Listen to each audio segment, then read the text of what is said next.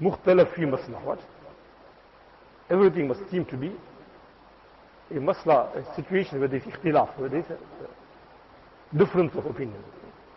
And they will say it also, respect the differences of opinion. Learn to coexist.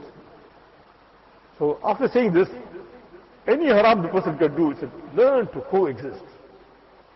Learn to respect the difference of opinion. So now he'll do any haram, and after doing the haram, what phrase I must use? I must use the phrase, just learn to coexist. Learn to respect the difference of opinion. So easily to get away. In the meanwhile, when you're saying these words here, the general public are getting confused. Real confused. So, when Alim came here, when Zaheer came here, so I say, see what the dunya needs now, what the world needs, is make things clear. Don't confuse, don't complicate, don't mix up things. Then I gave him an example. See,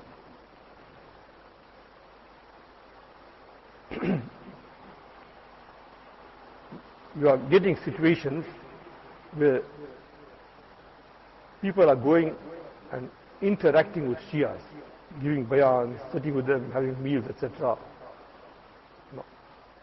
So the response I was getting from one quarter was, no, it's a great thing, Ismail Shaheed, how he went to the ranks and how he converted them, I said, please, boy, don't quote these people here. Because you look at Ismail Shaheed and Sayyid Ahmad Shaheed Sahib Rahmatullah, look into the history.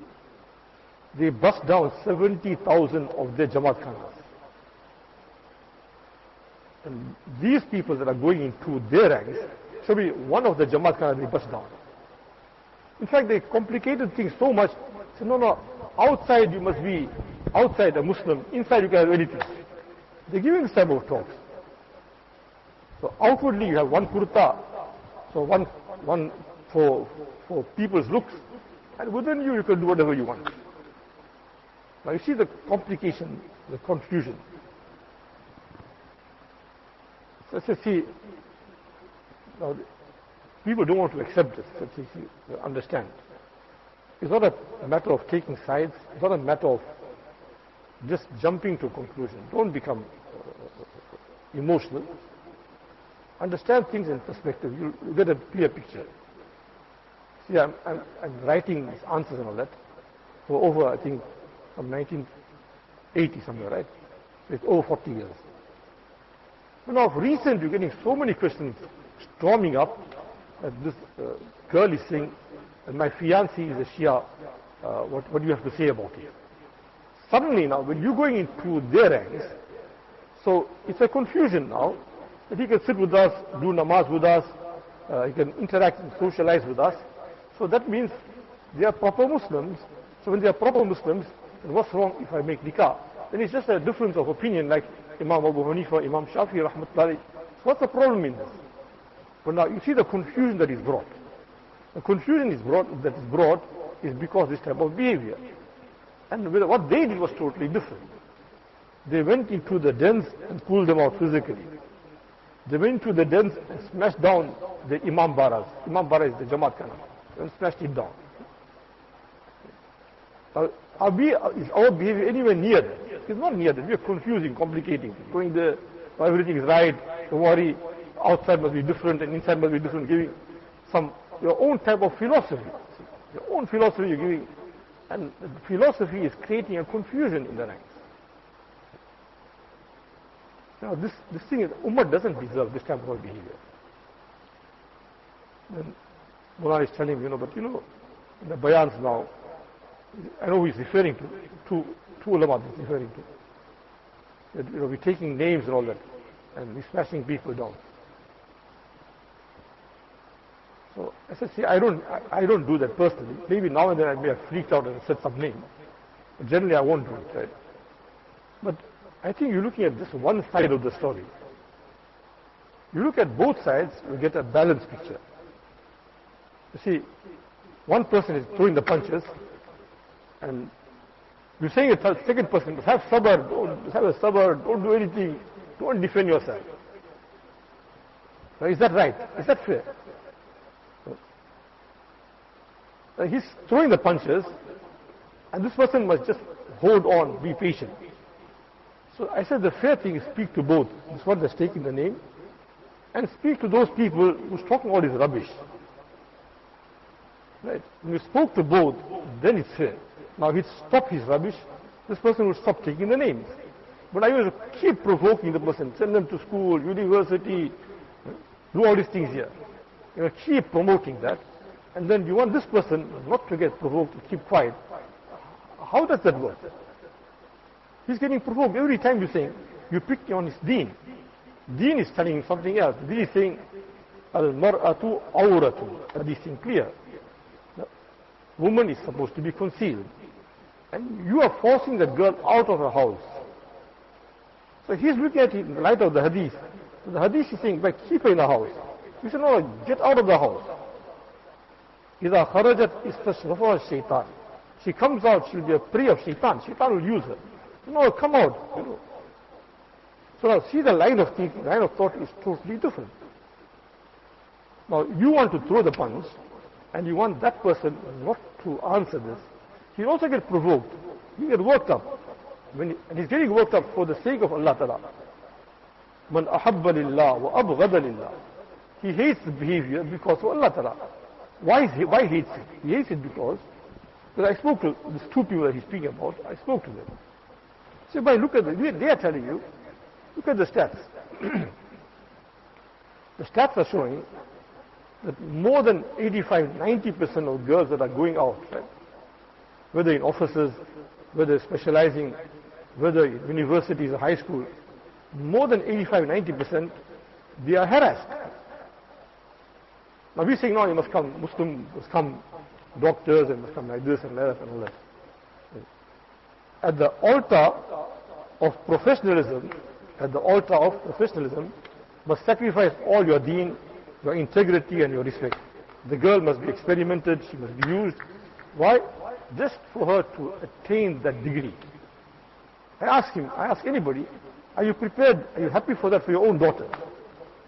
So if you're not prepared for that type of a thing for your own daughter, how can you speak about this at the mimbar, from the mimbar, for the Muslims in large? Is that, I say, is it fair? Is that fair for the Muslim? 85-90% of Muslim, any woman. I know people came from one of the top universities in this country, top university, I won't mention the name, right? But he came and said, we are the top university, bright students. And he's telling me, the challenge I can throw to anybody at any time. I'm here for the last 20 years, so he's lecturing or something. I can challenge you. He says, you call the best girl from the best madrasa salihat, right? Best madrasa. Bring her into this environment. It will be just 6 months and she'll lose her integrity. 6 months is enough. He is there for 20 years and he knows the ins and the outs. And then we are inviting this girl, go in, lose your integrity. I ask you, are you happy for this type of a consequence for your own daughter, for your mother, for your sister? Then if you have the love for Iman, if you have the love for the Muslim, you can't be talking this language. Yes, it may be that you have a love for something else, for wealth. You've got the love for wealth, acquisition, wealth. No. The kuffar are growing, we must grow. The kuffar are progressing, we must progress. The kuffar got so much of wealth and so much of recognition, we must have. Right? Leave all that. We'll have to repeatedly go to the Rasul Pak and the Sahaba Kiram. Rasul Pak is saying something else. The Khulafai Rashidin is saying something else. He is saying that kuntum azallan nas. You were the least, the worst, the meanest. You were downtrodden. Right? You were downtrodden. And Allah Ta'ala elevated you with Islam. Now you want to go back into the disgrace. The world has already tried it out. Right? Tried it out. They were an experiment, all these things here. And we saw the kick that we got. Although today the Muslim is the wealthiest, right? But when the brain goes off, on account of the secular education, Western education, when the brain goes off, then the behavior goes totally off. And then the Muslim becomes a laughing stock. when the woman stayed at home, then too they had money, they had wealth, they were very, very wealthy. They stayed at home, and they were wealthy. Now you know, a woman progressed, and we take the names, as though we give you creating a picture that they went out into the business, and they did business. Someone is taking her Khadija's name, radiallahu anha, and she also did business. Yes, she did business. But she did it like how she did it. Like, he's got a shop there, supermarket. I said, all right, you got supermarket, but you don't have the cash. Take the cash from me, and we go 50-50. So she saw her brother got a supermarket. Take this 5 million and carry it, let it run, and give you 50%, take 50%. So I said, can you say this, that, you know, they did business, just give a blanket statement and confuse and complicate and mislead people? That's what they're doing. The Khadija didn't go out from shop to shop, ripping and selling cars and all that. No, she didn't do all these things. Yeah? Now, the picture that we're creating is that this is what we do. I ask you, is that a service to hadith, is it a service to deen, or is it a disservice? Now you want to know now why they're picking the names in their majlis, in their bayat, why they pick. So you're throwing the punches, you're hurting their deen. So they must get flared up, they must say something. You stop your nonsense, rubbish, they will stop this thing here. But now you must carry on punching, and they must keep quiet and ask you, is that behavior right?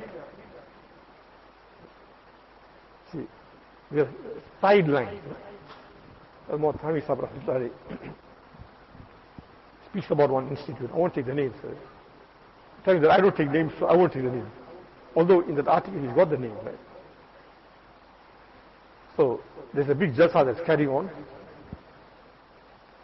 And now in the jalsa you have the stage, and the guest of honor will be sitting on the stage, etc., right? So that's how it happens. So there's a big jalsa that's carrying on. The guest of honor, all those 5-10 people that are sitting on the stage. And Hazrat Rasulullah is also in that jalsa. So now this institute, these people, they feel, see what an honor, Rasulullah graced our jalsa. So this whole thing was presented before Maulana Gangohi Sahib Rahmatullahi. He says, it's not a grace, it's a disgrace. What he says, it's not a gracing, it's disgracing. Then he explains it. He says, if Rasulullah was to be present, right, then he would have to be given the most conspicuous position. The most prominent position was the stage. That position he must be kept in. So what these people have done, say, all right, you are also one of the crowd. You know? So you just come and sit here.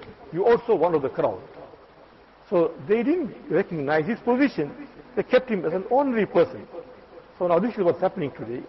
If we don't recognize Allah Ta'ala, ma qadarullah haqqa qadri, we don't recognize Rasulullah as he ought to be respected. We lost the thing. So what deen is left? I ask you, is there any deen left? See this confusion. I just showed you from the correspondence that I receive, phone, etc. There's so many girls that are writing, no, for a Shia or a Qadiani boyfriend. Now you go into them, go and talk to them, and bring them out, and then this is the aftermath. Now, if it was your sister that got in love, would you appreciate this thing? Right? When it comes to your turn, you don't accept it. But someone else's daughter, someone else's sister, they are just watching the YouTube, etc.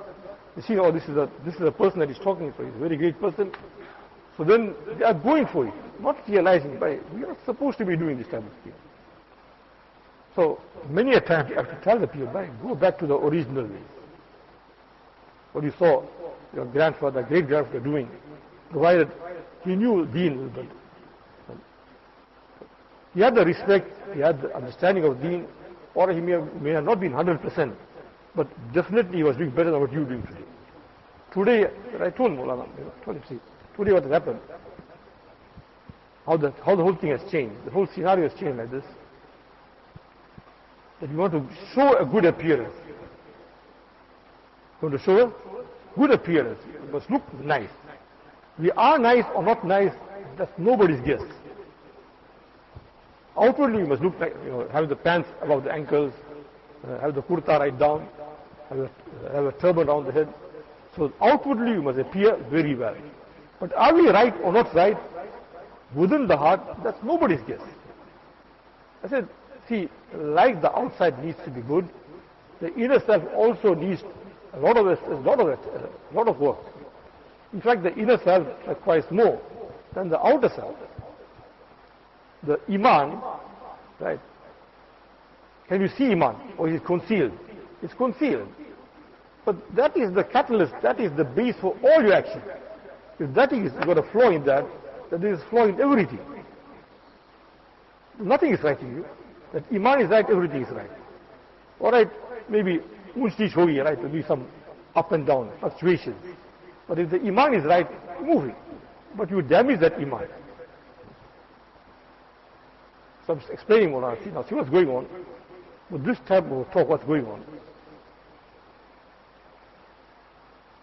يحرمون حلالا ويحللون حراما.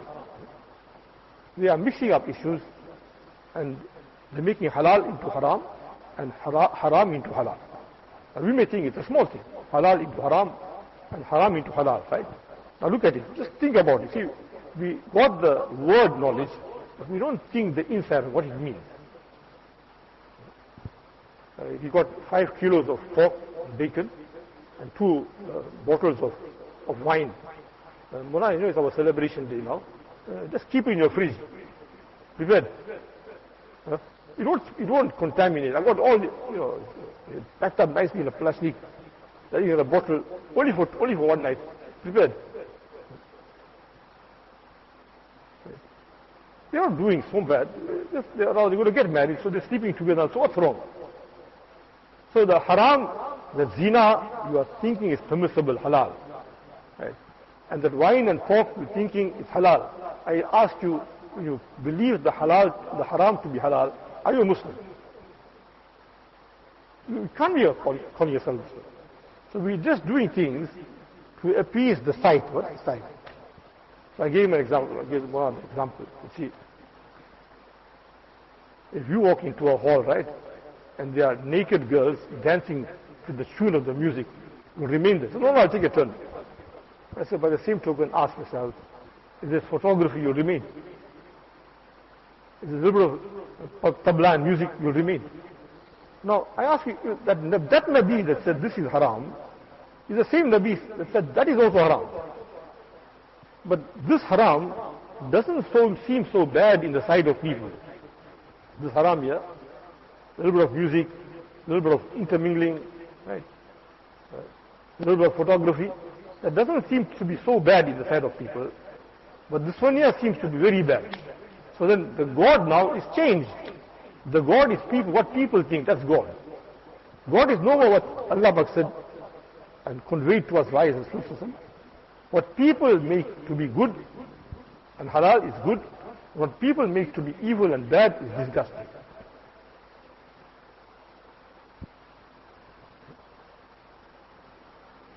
See how true this is. If there's a bank manager, right, he's the head of, say, APSA or something like that, right? West Bank, APSA, National Bank, or the Reserve Bank, right? So there'll be a crowd of people to meet the person outside the masjid. Will it be or not? Will it be or not? But there is a drug lord selling ganja and everything else, whatever, right? Marijuana, ganja, whatever, opium, whatever. He's got equal amount of wealth. He's got the same amount of wealth, and he's outside the masjid. You go and greet him, make salam to him. So what I'm saying is, right, that Khuda badal gaya hai. The whole Allah Ta'ala has changed. That Allah Ta'ala, who's the God now? The God is what people think to be right. That's the thing we should be going after. What people think to be wrong, that we're supposed to be leaving. So that ganja and daka and whatever else, that we count it to be disgusting. Why? Because the world say, hey, it's a very bad thing, man. You know, you have to send him to a rehab. If he's a drug lord, he's the biggest, he's equal to the Reserve Bank. You're not going to make salam to him, you're just going to bypass it and another time. You see your son talking to him, you feel disgusted. But if he's a bank manager, Reserve Bank, the head of the bank, right? You will see the Imams are going to meet him also. But you see now, the whole issue, is getting mixed up. The whole is a confusion.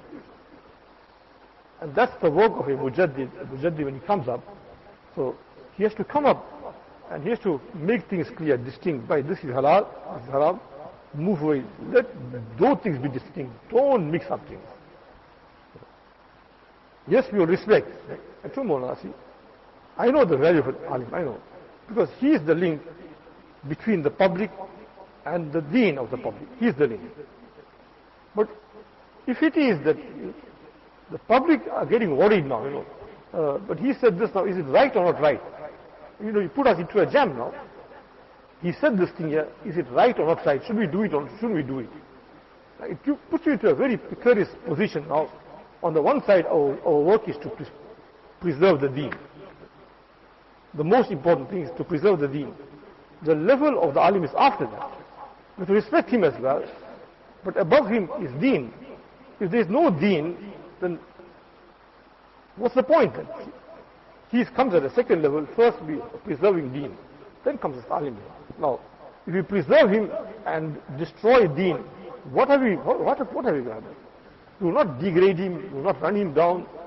I say it repeatedly, like a Quran Sharif, it's got errors, right? So we will kiss it, keep it to our chest, and leave it at a place and ask you not to read from it. Won't we do that? We won't disgrace it because it contains the name of Allah Ta'ala. So exactly the same. We'll respect the person, keep it one side, but not refer to him. Now, we don't realize what this Western secular education has done. We don't know what's done. So, Mulana is telling me, Raghie is telling me now, I'm the head of the school there in Azadpur. That's all right. So I didn't want to comment much. So then the topic went around evolution and all these things here. So I said, now we got Mulana Yahya Ishaq, he teaches the subject, but it's in the book, and he says, this is not to be believed in, because it's an examination subject, therefore we have to teach you under obligation. All right. FMC, in our elders, we all respect and we all quote as Mullah Thanvi Sahib Rahmatullah, don't we? Yeah. The Mullah Thanvi Rahmatullah had written a kitab on wrong beliefs and the refutation. The wrong beliefs and the refutation. After he has written the kitab, so he referred it to his ustad. See, the way of the Mutaqaddimin was like this. But I must get it sanctioned and approved by my senior. I like it or I don't like it. My thinking must be under his thinking. My color must be the color of my ustad. I mustn't allow any alien color to confuse the color. Not a rainbow country, not a rainbow nation. One color, Sibghat Allah. Not a rainbow, everything. Haram, halal, everything comes in, pork, and water, and milk, and everything, mix it up. Bichara, we got one person there. He's invalid, right? So when you give food out, we got 10, they'll give all the 5, 6 tarkaris, and he'll mix everything up. So the woman shouting, now, what do you need this thing?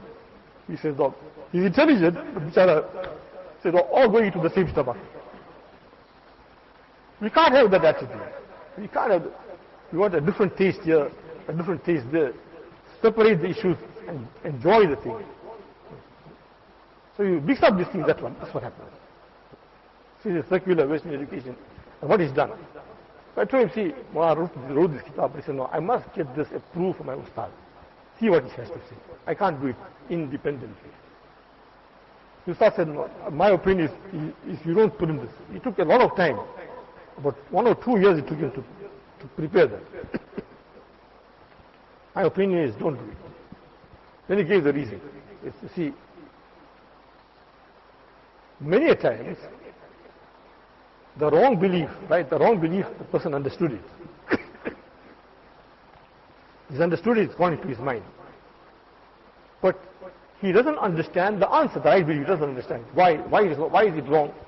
He can't get to terms, he can't get to terms, can't identify. So the wrong belief has settled in his heart. But the answer to the right belief, the answer, he is not just registering. It's taking time. So now, when he's not registering the right answer, who is responsible for this? Who is responsible for this?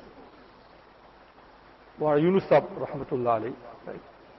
He used to say, how many phone calls I get from girls all the time, that my teacher or my lecturer has convinced me on the non-existence of God and the theory of evolution. Why should she complain about it? Like, you see by these Tavis people, Rukya people nowadays, right? The lines are dominated by the woman, they get affected more. Is this a fact or not? Right? So this Darwin thing, all that, is also shaitanic, same thing. To talk about the non-existence of a God.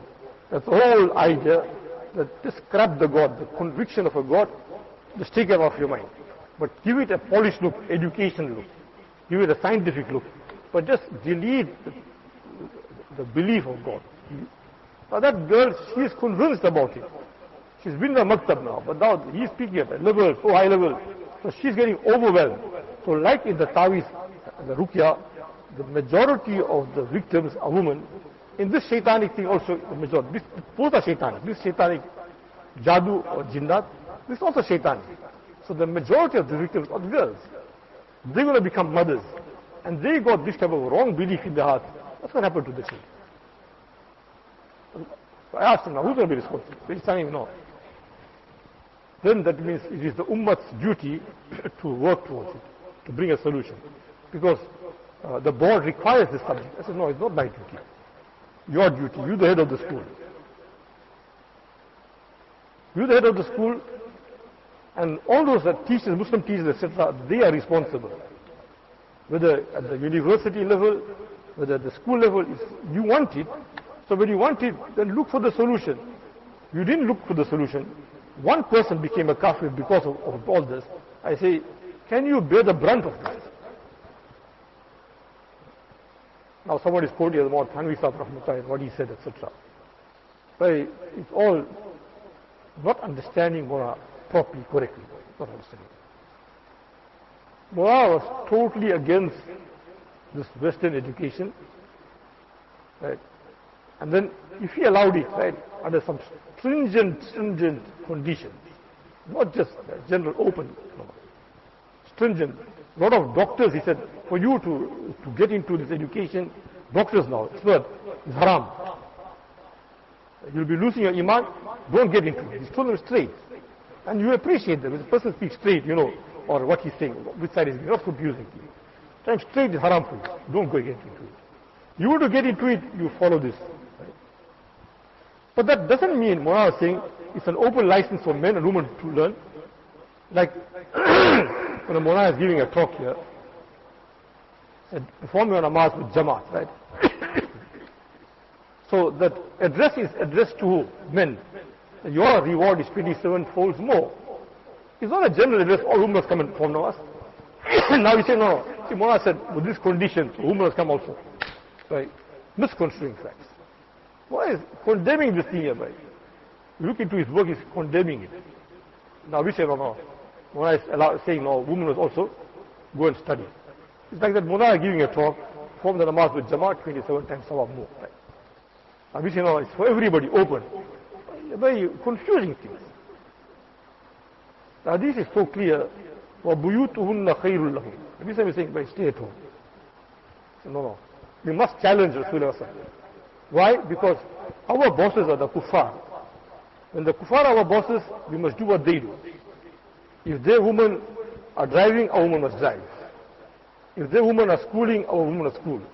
If their women are going varsity, we must go varsity. If their women are on offices and professional positions, our women must do it. So who is your leader? Rasulullah or these kafirs? Who is your leader? If your leader, then say straight that that's my leader and I'll go by what he says. Then don't say Rasulullah is your leader. Then move away. So you didn't create a confusion. But now you're saying Rasulullah is a leader, and then you change the goalpost and say, really, it's a misconstrual of facts. You say, no, stay at home. No, must come out. Sahabi women are coming to Rasulullah and saying, men got all the opportunities to go in jihad, Jamaat, Jummah namaz, Janaza, and we don't have the opportunity. He said, but you're a God also, you must also strive. Did he ask them to do it? Stay at home. look after the children, look after the husband, get the same reward. He asked them to go out. And I tell you really, when I'm thinking about it, it is only that man that will encourage a woman to go and study who is lazy. He wants that lady to go to work. The lady to go to work. Right? And you know the confusion that comes about. You just look at the correspondence, look at the confusion. There's so many homes are like this now. The husband is working, right? And the woman is a professional person. So the husband is saying, but you got money, look after the whole house, the rates, the tax, the lights, the groceries. What happened to your money? What happened to your money? Look after all these things. But you see the abuse. But it's also the girl's problem. The husband is also wrong. But you started it off. You went to become a professional person, you were earning a healthy salary. So he's not going to use that one. Why aren't you using that one? You see the abuse, the mix-up. But your position is different. Our position is different. You stay in the house, look after the children. Look after the house. Look after the husband. See, there's no sight, there's no vision in this. When you mix up things, there's no vision, there's no sight. Then one generation passes because the children didn't have the proper parental care. Now you're getting delinquents. Now whoever is talking about this, I ask you, will they look after those delinquents? In these last 30 years, 35, 40 years, the amount of divorce cases like never before. Before, women stayed in the house. Arranged marriages, right? And you hardly heard of a rocky marriage, you hardly heard of a divorce, 40 years ago, right? And now 40 years later, there's so much of it, so many rocky marriages, cheating, deceiving, all this happening, right? Whichever way, right? Like you never heard before. Where it started from, when they went out of the house. Under whatever pretext. Sometimes the boss is playing with the secretary, sometimes the secretary is playing, and everything is happening. Because, you see, must be kind to them. So the boss found the place to do all his generosity and kindness with that girl. There can be Mr. Temba there. No, can't do a favor with Temba. But this Mrs. Tembi, she deserves all my kindness and my generosity and everything else. Not Mr. Temba. Temba, no, you're a man, you can fend for yourself. Mr. Tembi, you come close to me and we'll sort you out your rental, buy you a house, buy you a car, everything. See that the whole magaj goes off.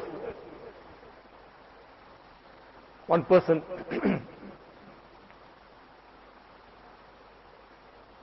sent his child for further studies. Before India, you could only reach to a certain level. You can't go beyond. Now you wanted education beyond that, you have to go to London. So he sent his son to London for 10 years. He became like one of the top persons, like a specialist at a level nobody in India. He came back, Allah Pak's doing, the father felt, that the son felt very sick. Son is about to die. The father is sitting at the head side. There's more time as writing a story. The father is sitting at the head side. So what a pity, I spent in that zaman, I 1930s, when money was very tight, right? When we were studying in Deoband, the salary at that time, good salary at that time was 200 rupees. 20 rand, how much? We were poor all that. That was salary at that time. Karitayasa was getting about 300 rupees. Can you imagine how tight the money was? Right. So he had spent about 20 million on his child. He says, I spent so much, and this is the result. The child is dying now. All my money got wasted. So he shouted his father. He's dying now. He shouts, Abba, don't cry over the lost wealth. You cry that you destroyed my iman. You send me into the shaitan's den in London. I'm all mixed up. All my bees all mixed up now. And I'm on my way out. And I can see what a mess up I've done.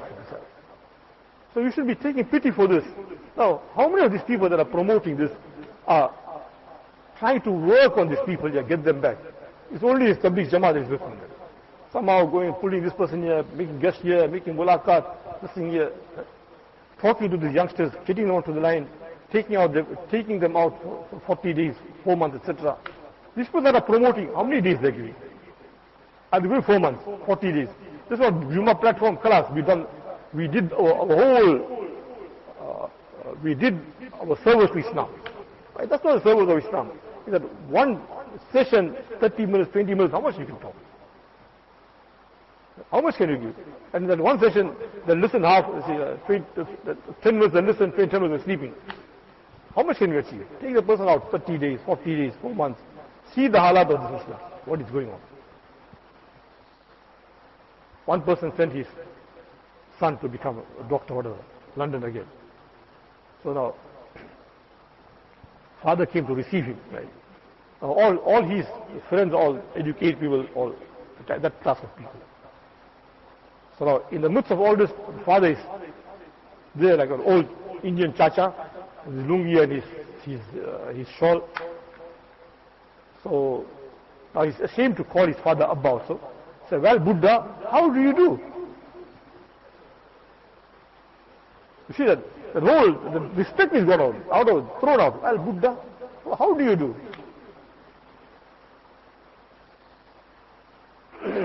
One place, the father is receiving. All these quotations are from one time.